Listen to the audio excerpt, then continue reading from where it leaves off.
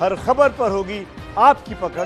Download कीजिए ABP live app. सीधे लिए चलते हैं आपको लखनऊ। रणधीर वहां पर हमारे साथ मौजूद है। रणधीर, एक देश एक समस्या तो एक समाधान क्यों नहीं, इसी बात के साथ और इसी संवाद के साथ हमने अपना बुलेटिन सुबह 6 बजे खोला है, इसी सवाल के साथ, क्योंकि उत्तर प्रदेश में भी अलग अलग नियम सामने आ रहे हैं जो बाकी राज्यों से अलहदा है। क्वारंटीन को लेकर अलग नियम है। आप हफ्ता रुकते हैं तो आप बिना क्वारंटीन लिए रुक सकते हैं, हफ्ते से ऊपर रुकते हैं तो आपको क्वारंटीन होगा। मतलब क्या कोरोना देखेगा कि 7 दिन में फैलना है कि 10 दिन में फैलना है?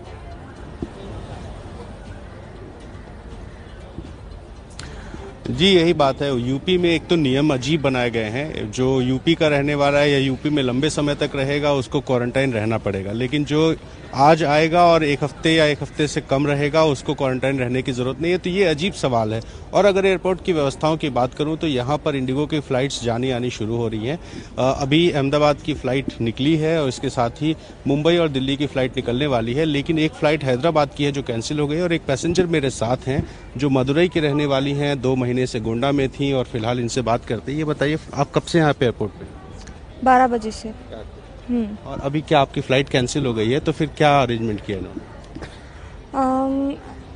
आधा घंटे लड़ने के बाद अभी उन लोग ने बोला कि 12 बजे एक फ्लाइट है बेंगलुरु की, वहाँ अगर कर्नाटका गवर्नमेंट मना नहीं की तो कंफर्म जाएगा यहाँ से। तो मैंने वो बुक किया। इन्होंने ये नहीं बताया कि फ्लाइट कैंसिल क्यों हुई? नहीं, एक बजे इन्होंने कॉल किया, पर हाँ रात में, पर हेल्प डेस्क में कोई थी नहीं।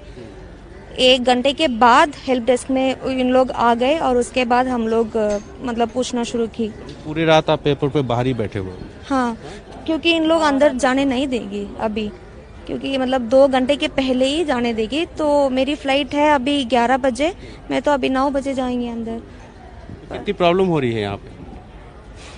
क्या बताऊँ, अभी बैक बटन नहीं है मुझे जाने के लिए, अब आगे ही जाना पड़ेगा और कुछ भी है। रणवीर, आपकी जो बातचीत है वो हमने सुनी, मुझे लगता है हमारे तमाम व्यूअर्स ने सुनी, और बात से सिर्फ समझ में ये आया है कि देखिए प्लानिंग जो है वो उतनी ज्यादा ग्राउंड पर दिखाई नहीं दे रही है। आपने एक व्यवस्था की शुरुआत तो कर दी जो बहुत दिनों से बंद पड़ी थी, लेकिन आपने तैयारी नहीं की और उसी का खामियाजा जो वो भुगत रहे हैं जो लोग एयरपोर्ट्स पहुंच चुके हैं। एबीपी न्यूज के तमाम रिपोर्टर्स इस वक्त लॉकडाउन वाली पहली उड़ान की कवरेज के लिए देश भर में मौजूद है, जिसकी कवरेज भी हम आपको दिखाएंगे। लेकिन इस बीच एबीपी न्यूज के कुछ अहम सवाल जान लीजिए। एक देश एक समस्या तो अलग अलग समाधान आखिरकार क्यों? ये बुनियादी सवाल एबीपी न्यूज उठा रहा है। देखिए, एबीपी न्यूज सवाल उठा रहा है, बस ट्रेन विमान से सफर करने वालों के लिए अलग अलग क्वारंटीन नियम क्यों बनाए गए? मतलब आप सोचिए, जो बस से आएगा, ट्रेन से आएगा, विमान से आएगा, क्या कोरोना उसके लिए अलग है? विमान के अंदर सामाजिक दूरी जरूरी नहीं तो फिर बाहर क्यों? ये बहुत ही बुनियादी सवाल है, बेसिक सवाल है जो हर किसी के मन में उठ रहे हैं। केंद्र ने कहा हवाई सफर में क्वारंटीन व्यवहारिक नहीं, फिर संक्रमण फैला तो उसके लिए जिम्मेदार कौन होगा? ये एबीपी न्यूज सवाल उठा रहा है। देखिए, ये बहुत ही अहम सवाल है कि हवाई सफर के बाद क्वारंटीन क्यों नहीं, और एबीपी न्यूज सवाल उठा रहा है हर राज्य में क्वारंटीन के नियम अलग अलग क्यों बनाए गए? जब बिना लक्षण वाले लोगों को उड़ान की इजाजत है तो फिर क्वारंटीन के नियम क्यों उनके लिए रखे गए? एक बुनियादी अहम महत्वपूर्ण सवाल हम इसीलिए उठा रहे हैं क्योंकि एक देश एक कानून और एक नीति अब तक हम नहीं बना पाए। हम लगभग 3 महीने तक अब आप पहुंच रहे हैं विकास। बिल्कुल, हम अभी भी नियमों के जाल से ही जूझ रहे हैं।